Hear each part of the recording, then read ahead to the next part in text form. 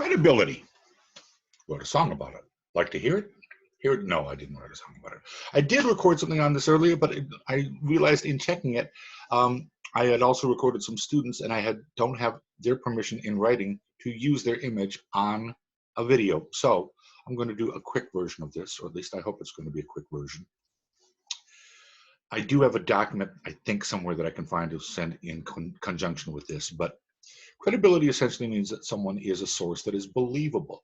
There is no one person, organization, etc., that everyone is going to believe. Some people are going to be contrarians. In other words, they won't believe anything if it doesn't correspond with their view of the world. You could present all the information you want, and if it's not what they already believe, it won't do any good. Okay? But for people of goodwill and open minds and intelligence, credibility involves a few things. One, if it requires formal training, that the person actually has formal training. I don't know about you, I'm not going to a dentist that didn't go to dental school. I don't want to find somebody who's picked that up on their own. With modern cars, I don't want somebody who just tinkers and has learned about cars. That you used to be able to do it that way. Now I'd probably want to know that they've got some kind of technical degree, or that they've got certifications from whatever car companies or motor manufacturers or whatever. Computers, by and large, I probably want to know that they've got some technical training. Again, you can do some of it by just tinkering around, but you're better off having gone through a formal process of this. Certainly, for example, anyone within our school who works with financial aid or transcripts or things like that, they go through a formal training process. They don't just wing it. If you ask me about getting financial aid, you're probably not going to get a very good answer because I have no training in it whatsoever. Not everything needs formal training. For example, my mom was a great cook. She never had a cooking lesson, and her mom couldn't cook at all, so she didn't learn it from mom. My mom read cookbooks, and she watched cooking shows, and she tried different things in the kitchen, and she'd make notes to herself on what worked and what didn't. But you probably know people as well who are good cooks who have no training. That doesn't mean you can't get training. And for some things like making a souffle or specific types of cooking, you might want to have that specific training.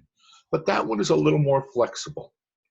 Okay? You might have grown up shooting, hunting, etc., and you're a good shot. Or you might have required formal training within the military or someplace else.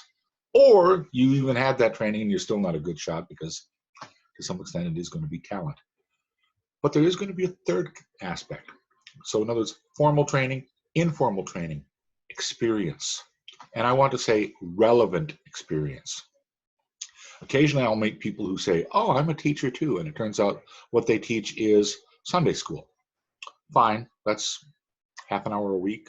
You're not grading papers. You're not having to create a syllabus. It's pretty much not that difficult other than keeping the kids from going and doing wild kid stuff. Okay? Or if somebody says, oh, I'm an athlete.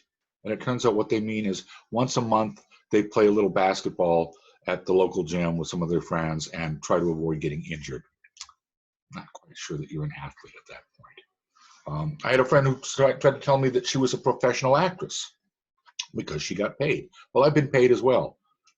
Did either of us get paid a working wage? No. We have relevant experience as far as acting. We don't really have experience in it as an industry.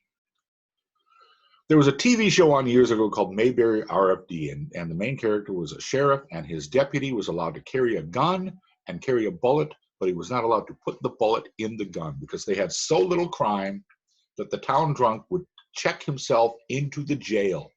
So Barney Fife has 20 years experience as a lawman. He doesn't have 20 years of relevant experience. If you've seen the movie Training Day, Jake in that one day gets more relevant experience in being a lawman or an unlawman than Barney Fife had in a lifetime. Other factors being equal, assuming that the person has not gone senile or has not adapted to the times, who would you rather have performing heart surgery on you?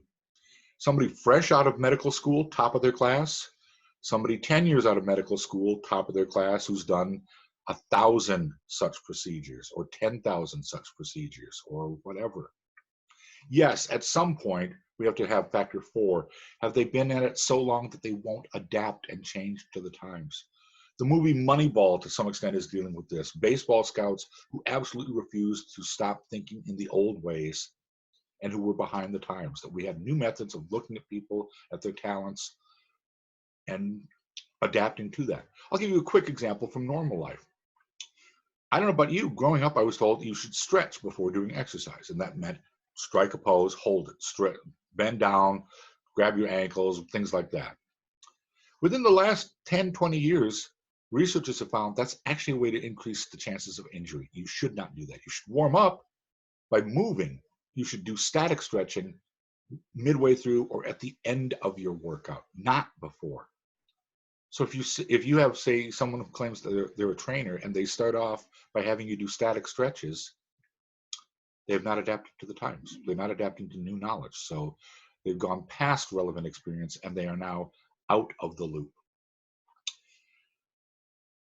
Fifth factor that I think we want to think of: do they have a dog in that hunt? People use the word bias very poorly. Bias does not simply mean that I have a strong viewpoint. I strongly believe you should not kick puppies. That's not a bias. That's a strong belief. If I said, I strongly believe that you should tip your speech instructor, 20s and 50s are good, I have a bias there. By the way, I don't think I'm even allowed to accept tips like that, but if you hear me suggesting that you should be tipping me, don't pay attention, because that's conflict of interest. That's what a bias really is a conflict of interest. When people say that a judge should recuse him or herself from a case, there has to be a conflict of interest. Not simply, this judge has a strong feeling that so-and-so is guilty or not guilty, unless they're basing that on no evidence at all. Okay? We're not supposed to have a conflict of interest. If we do, our judgment on things is not that useful. Asking the White House Chief of Staff what they think of what a current president is saying is useless, because it's their job to say, great, the president's saying and doing great things. This is regardless of who the president is. If you're watching some kind of political show and we've got the red party and the blue party, and the person from the red party says the red party is good, and the person from the blue party says the blue party is good, worthless. Because that's exactly what they're going to say, because their livelihoods depend on them saying that. Far more interesting if the red party's person says, I think the blue people have a good idea here, and vice versa. If there's an oil spill and the oil company says it's not that bad, and an environmental group says it is, the oil company could potentially lose billions of dollars. Whereas the environmental group, if they're honest, might get more in donations, most of which will go into trying to help the environment. Last component to think about: is this person generally trustworthy? Do they have a reputation of being a liar, a fibber, an exaggerator? Have they gone to prison for being a liar or a thief or a fraudster? That's a big question that you should be asking yourself. Do they represent themselves as an expert when they're not? Do they use their title doctor when they either have a fake PhD, like Thunderwood College, woot, or call themselves reverend, like me, reverend in about 10 different churches, none of which are legit, even though the dude abides? Or maybe they have a legitimate degree. Let's say that I've got a degree in history, but I use it to talk about thermonuclear dynamics. Dr. Fay says this.